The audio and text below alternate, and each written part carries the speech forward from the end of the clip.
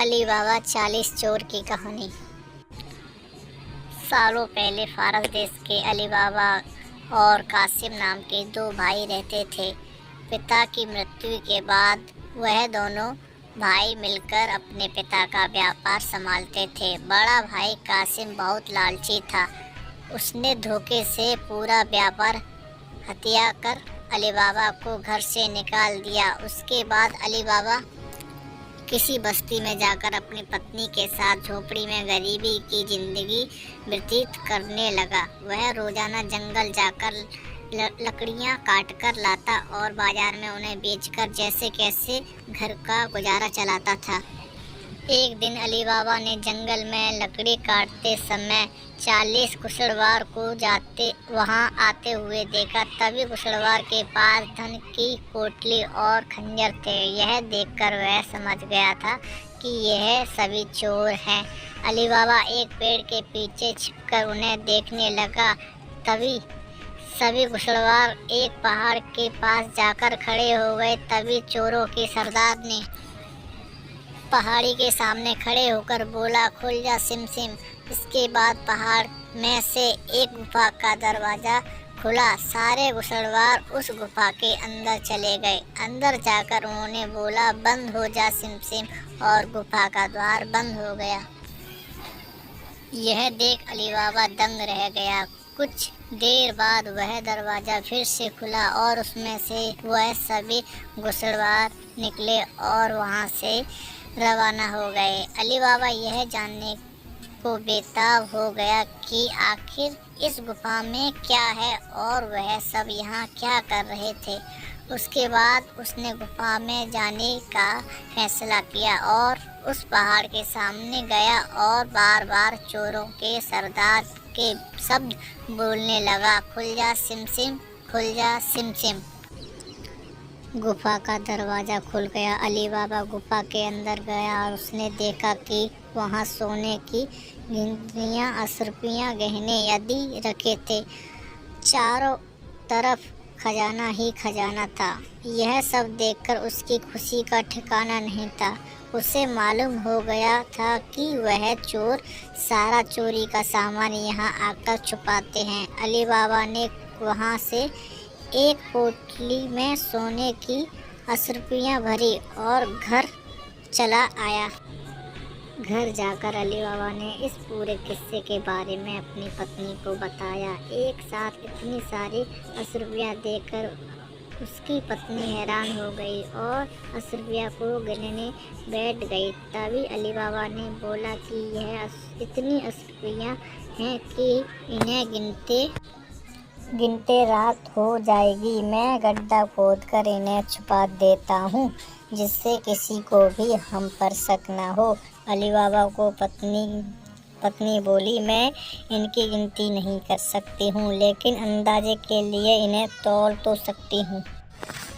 अली बाबी की पत्नी भागती हुई कासिम के घर गई और उसकी पत्नी से गेहूं को तौलने के लिए तराजू मांगने लगी। और देखकर कासिम की पत्नी को उस पर शक हुआ। उसने सोचा कि इन गरीब लोगों के पास अचानक उनके पास इतना अनाज कैसे आया। वो अंदर गई और तराजू के नीचे गोंद लगाकर लाई और उसे दे दिया।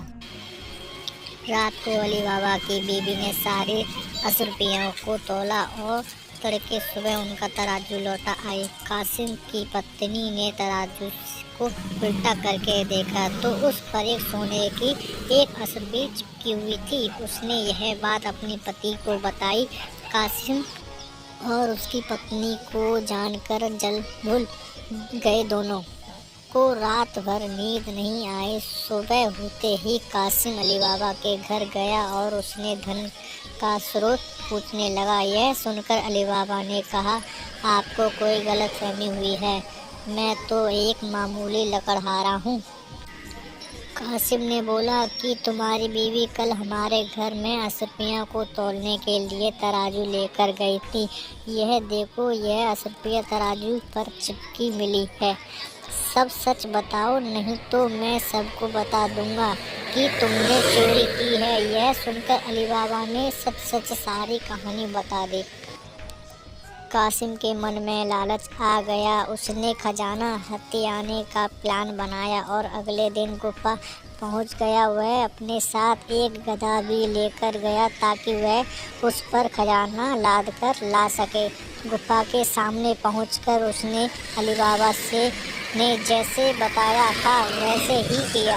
उसने उसके खुल जा सिम सिम सिम सिम बोलते ही गुफा का दरवाज़ा खुल गया। अंदर पहुंचकर चारों तरफ खजाना देखकर वह बेचकरा गया। उसने भैरियों में सोने की सिक्के भरे और बाहर निकलने का समय क्या बोलना है वही भूल गया। गुफा से बाहर निकलने के कासिम ने तमाम प्रयास किए लेकिन कोई रास्ता ना निकला। वह गुफा के अंदर कैद हो गया। कुछ देर बाद जब चोरों का गिरोह वहां पहुंचा तो उन्होंने देखा कि बाहर एक गधा बंधा है। वह समझ जाते हैं कि वहां कोई आया है। चोर अंदर जाते ही और कासिम को ढूंढकर मार देते हैं। इधर जब कासिम घर नहीं पहुंचा तो उसकी पत्नी परेशान हो जाती है और अली बाबा के घर जाकर बड़े भाई को ढूंढ कर लाने के लिए बोलती है।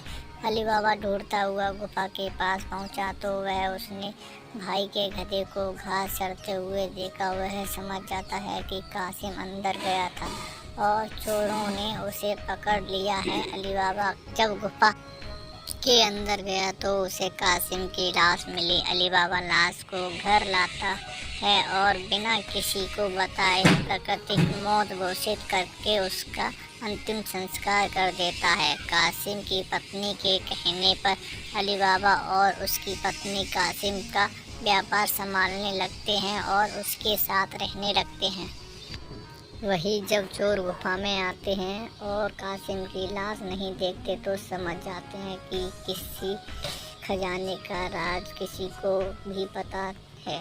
जब गांव में जाकर पता लगाते हैं कि कुछ दिनों में किसके घर पर मौत हुई है। चोरों को अली बाबा का घर मिल जाता है। चोर ने उसके घर के बाहर फ्रांस का निशान लगा दिया जिससे रात के समय उन्हें उसका घर समझने में आसानी हो। वही अली बाबा ने जब अपने घर के बाहर क्रॉस का निशान देखा तो वह समझ गया कि चोरों ने घर का पता लगा लिया है। उसने वैसा ही निशान सबके घर के बाहर लगा दिया।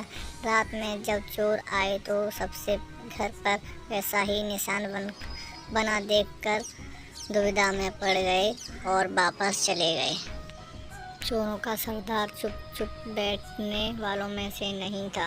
उसने उस मोहल्ले में अपने आदमी को भेजकर यह पता लगवाया कि हाल फिलहाल में कौन शख्स वहां अमीर हुआ है। उससे अली बाबा के बारे में पता चला। उसने उसका घर अच्छे से पहचाना और रात के समय में तेल व्यापारी बनकर उसके घर पहुंचा। वह अपने साथ तेल के 40 पीपों को लेकर गया जिसमें 39 पीपों चोर और एक पीपा में तेल था। उसने सोचा कि रात में जब उस पर सो जाएंगे तो वह मिलकर अली बाबा को मार देंगे। उसने अली बाबा को दोस्ती की और रात को उसने घर पर ठहरने की इजाज़त मांगी। अली बाबा ने उसको खाना खिलाया और रात में रुकने की इजाज़त दे दी। अली बाबा की पत्नी को तेल के व्यापारी पर शक हुआ। उसने सारे पीपों को खटखटा कर देखा और वह समझ गई कि एक पीपा में तेल है और बाकी में आदमी है। उसके तभी सब एक तरीके निकाली। उसने तेल वाले पीपे से तेल निकाला और गर्म कर बाकी पीपों में डाल दिया और चोरों की मौत हो गई। रात में जब सरदार ने चोरों को निकलने का इशारा किया तो एक भी चोर बाहर नहीं निकला। उसने पीपों को खोलकर देखा तो सभी चोर मर चुके थे। यह देखकर वह इतना डर गया कि अपनी जान को बचाने के लिए वह तुरंत वहां से भाग गया। सुबह अली बाबा की पत्नी ने यह सारी बात अली बाबा को बताई जिसे जानकर वह बहुत खुश हुआ। सब उन 40 चोरों के सारे खजाने का अकेला मालिक अली बाबा था और वह देश का सबसे अमीर शख्स बन गया था। वह खुशी खुशी अपनी बीवी बच्चों के साथ रहने लगा। कहानी से सीख। लालच मनुष्य का दुश्मन है। लालच करने से सब काम खराब हो जाते हैं, इसलिए कभी भी लालच नहीं करना चाहिए।